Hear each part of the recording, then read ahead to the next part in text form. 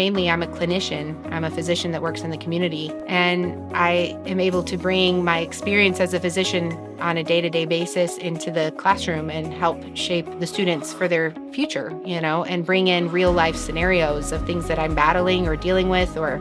patient interactions that have been difficult, the wins and the losses, and things that have been really upsetting and things that have been awesome, the compliments and the anger directed at me, all of it.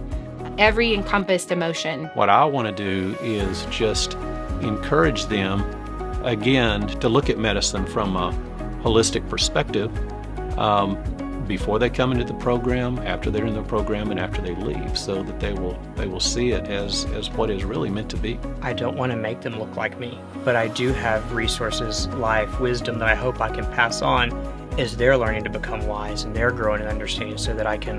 help them find the questions they need to be asking,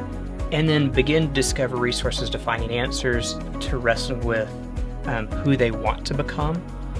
and that I can hopefully also model a kind of person they would want to be in my own virtue and learning, but that they also find in someone who is a good listener for them,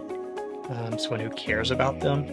and invites them to sort of be co-learners and co-discoverers of these things together. Can't share the medicine because they're not there yet, but I can share what I feel with that and how my patients feel with that, or things I've struggled. And I think that is really important. I think it's been really good for them to be able to have access to practicing physicians, nurse practitioners,